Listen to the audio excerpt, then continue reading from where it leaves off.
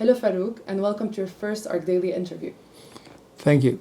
I'm Farrokh Derakhshani, and I've been working with the Aga Khan Award for Architecture for the past 43 years, so that's quite a long time. I've seen during all these years how the perception of architecture has changed in the world, and I think that I believe that the award has also been a kind of participated in this change of attitude towards architecture. Amazing. And we're here today in Geneva at the headquarters of the award to talk about the winners of the 2023 and 2025 cycle. But before diving into the specifics of each winning project, I'd like to start with some broader reflections on this year's cycle. Looking back at the cycle, Farrokh, what surprised or challenged you most, and how does it stand apart from previous editions of the award? Well, I can't say that it stands out because every single edition stands out. So that's the main purpose of the whole giving an award. What is very important is that because of the system that we have, which is a rotating steering committee, a rotating master jury members, each of these cycles, each edition, is rather relevant to its time and what people want to see, what people are interested in. And we can see that when you go through the trajectory of the awards in the past 50 years almost, you can see that what people wanted, what was important at that time. So it's not something that if you go through the winning projects, they're not always the same thing. Each 3 years, they change in the nature, etc. And this one shows exactly what people are interested in architecture today. For example, everybody knows that the period of star architects have gone. So you want to have to see genuine projects, genuine ideas, and things coming from people where people don't know. The other thing which is very important is that how you look at your own context, because people like to have, giving brands to each part of the world. That's how the people think, etc. No, we live in a global village. We live in a global world. And people's aspirations, people's requests, people's solutions are somehow general as well. So one can learn from one to the other, although they're very site-specific. So it's not the word that has shifted, it's the world of architecture and our interests, right? No, I think the whole world, you see, you've got shared values all over the world now. You didn't have the shared values. I mean, if you go even to food, 20, 30 years ago, wherever you went to a restaurant in each country was the specific food of that country. Now you find everything everywhere. So that's a whole thing that is also exactly the same thing as architecture. One cannot say that this architecture is for this place and this architecture for that. No, there are different ways of living, there are different ways of doing. The only thing is appropriateness. What is appropriate to its context? And that's where people sometimes fail or achieve something. Amazing. And how do you see this year's winners in general contributing to the larger architectural conversation about sustainability, resilience, equity? There's 7 projects. They're very different in their approaches. They're very different in their context, their size, the nature of each of them. But it's when you put all of them together, that's what makes where the message is. Usually what we ask the master jury members to do is the master juries go through hundreds of, this time they went through 369 projects, which are really comparing apples and oranges because they're very different in nature. Yeah. And they pick up the 20 and then out of the 1920 they pick up the winners. So one has to see, it's kind of they've curated these projects. So one has to look at the whole edition as a curated approach, and that's where the message is. And our message this time was optimism. Nice, I like that. So now that we've touched on the bigger picture, I'd love to explore the winning projects more closely and understand what makes each one of them stand out to the jury, but also to the award itself. As you mentioned, this year the master jury has selected 7 winners. Each of them exploring architecture's capacity to act as a catalyst for pluralism, community resilience, social transformation, cultural dialogue, and climate-responsive design. Let's start with the first one. The Khudi Bari in Bangladesh by Marina Tabassum Architects. It's been recognized for its simplicity, replicability, and obviously its innovative use of bamboo. How do you see this project advancing bamboo's role as a globally relevant material for climate-responsive architecture? Well, there are a couple of things here I should add. That there have been innovative approaches to the structure as well. So that's very interesting. It's just not the bamboo, it's just the way that you put it together with those metallic joints. And these are small. This is something very important, that you can be innovative with traditional material. And that is something which is explored not that much. And technology helps. Well, at the same time, something has to be easy to be replicated and made. And Marina, she's been able to bring all those together with the experiences she had. Bamboo on its own, on one hand, I do agree that it's very important as a material, but there are also advantages and disadvantages. The whole thing is, in this place, in this very specific country and nature, it gives a good response to the needs, and that is important. The other thing is replicability, yeah. which is the most important thing, is that how you can have a system that it goes later, it will pick up and go on its own. So it is that the architect's role is to do something, bring an innovation, but let it grow itself. So this is very important, and I think it's been one of the most successful parts of this project, which shows that, this is what comes to technology. In a way, one can hope that not only with bamboo and steel, but in other contexts, we come with solutions, which these solutions can be later be done by others based on that patent in a way. And solutions that can be adapted to our 21st century, to what technology offers. Indeed. Indeed. And the second winner is from China. So we have the West Wusutu Village Community Center, which was built from reclaimed bricks. It combines social, cultural, and religious functions. So how does the project materiality and program come together to create such a strong narrative of inclusivity and resilience, especially in a rural context? Institutional buildings in rural contexts are very important because these are models for other building types, which is and especially if you go, those people who know China, I mean, the rural sides of China is just extremely rich, and it needs a lot of buildings to be built. So models are very important. What is very specific about this project is a real architecture project. I mean, its proportions, the way it's architectonic. It is very. It explains the role of an architect and designer in it, which is maybe, in a way, you can see more in this project than the other projects in one way.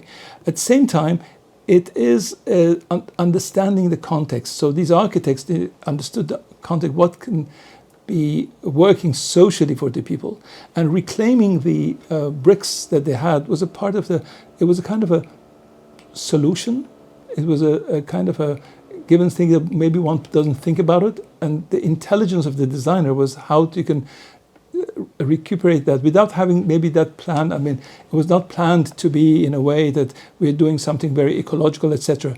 But by the practicality, it happened. And that shows how you understand the context, how you know the place, how you know what's available, what the people can do. For example, you can have a lot of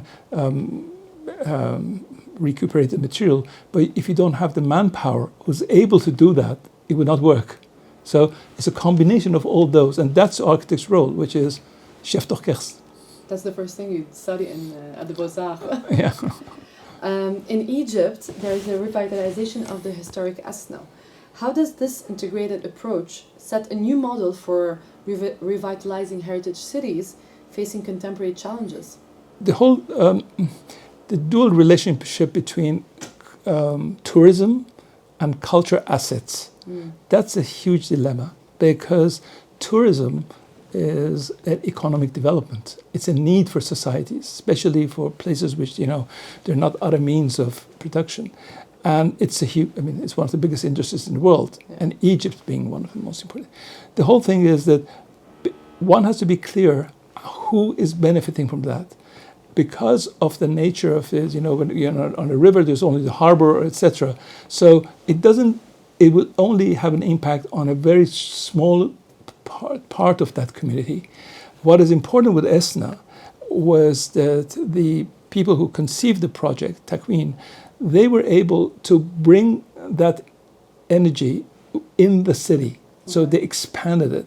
there's something very important as well, is that this trying to change this notion of what is tourist attractive and what is real archaeology, etc.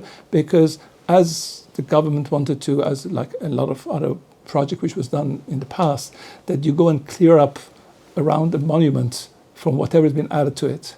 So you demolish a level of the history to bring up another level. But here they've been able to combine the two and not to demolish, but at the same time bring the people to that temple, which is so important there, and create a space of living, create an industry, create economic activities which will upgrade the whole area. So it wasn't just a physical restoration, it was a combination of socioeconomic initiatives, exactly, urban strategies with the physical restoration. Yeah, and that on this specific, it's just because of the experiences that the author, the architect, Karim Ibrahim had. I mean, because he knew exactly what means that you cannot, development is just not one part. Yeah. It's a comprehensive approach, and you have to do physical and other ones. I mean, like, I love the idea of the kitchen. There's a kitchen there, which is, people go and have food, and that brings really people to the tourism, etc. And to any place, anyways. Our fourth winner is from Iran, the Majara Residence and Community Redevelopment by Zav Architects.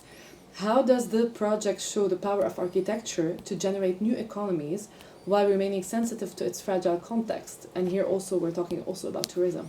Yeah. On the Majara project, let's pronounce it correctly, it's Majara. It is which means an experience in a way of a story. Is that tourism needs attraction. You have to be someone different sometimes. And here they've come up with this visual, attractive place, which it resembles, it's not a Disneyland. It is something which belongs much to the space, because this is a special island which has all those colors. Mm-hmm. So it's not something which is coming out of the blue. It is rooted in this nature. But it is to people who did not know what meant tourism, and they were afraid of tourism, because all of a sudden they were coming with this different people coming, and sometimes tourism can be just against the development. So they've started in a kind of an acupuncture way of a hotel, but with those small other buildings, and it is a private initiative. It is not something which is government, and it shows that sometimes if you have a plan which works economically, it can helpful. It can be you don't need always a big amount of the government money and that sort of thing to revitalize. You come with a good solution, it comes. And here there are a number of people who have been volunteering to help those people. They found all these. They understood the context and the interest. This is not something which existed there. They brought it to the attention of the others, and they've tried to control the whole thing, but not overdoing it. That was the interesting part of it. And it's a very interesting project. Another one in Iran is the Jahad Metro Plaza that transformed a dilapidated station into a vibrant pedestrian hub using handmade bricks also. So how does this project redefine public infrastructure as a civic space and a new kind of urban monument, let's say, for Tehran? Well, I won't call it an urban monument. It's the whole thing, because in what happens in a lot of times in cities which they grow without a kind of that specific master plan between, there are spaces in the cities which are left over. We don't know what it's happening, and here this was a part. It's not a one project. It's a part of an event, of a kind of a study of where are these kinds of nodes which are not properly used in the city, and the architects worked with the government, with the municipality, to identify them, and they've done a couple of them, but this one was very successful, because it was at a very specific space between two very important streets. I mean, it's on one street which is one of the longest streets in the world. Is 17 kilometers long, so everybody knows that, and it was a space which was left over of the different the streets coming together, and they could do it as a more attractive place. But what they did was interesting. They did not try to fake it, because the construction is not a brick. It's not a brick building. It's got a frame, because they want to have the speed, brick buildings, real brick buildings are very expensive. But in architecture, the way they've used that brick as cladding, they've made sure that you understand it's a cladding. It's not a load. So so this whole kind of the architect's sincerity in not claiming something which is not. It's also the jury liked that idea. They didn't. They say, oh, this is when you're not say that. Oh, wonder if this is really load-bearing bricks or not. No, brick is a cladding. It gives you a surface, and that's what makes it attractive. So it's very authentic. Yeah, it is in a sense.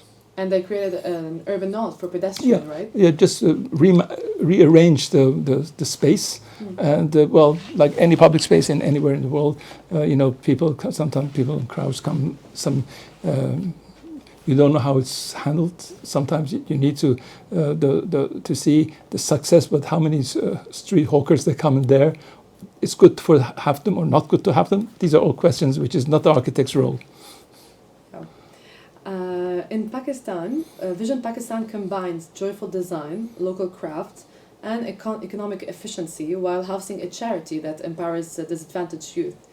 How does this project redefine what educational and social spaces can be, specifically also in Pakistan?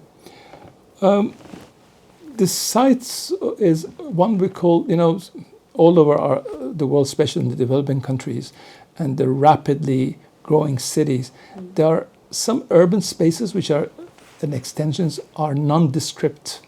It's very just, it can be anywhere, anything.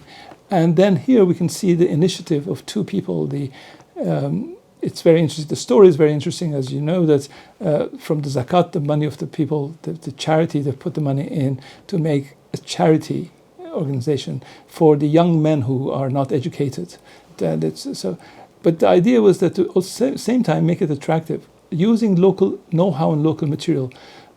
So the architects, young architects, they came up with a solution which is very simple, but at the same time attractive. So the building stands out in the context of it, which is a nondescript architecture around it. And this adds up to giving a value to the education, because in a lot of places, the vocational education facilities are not attractive.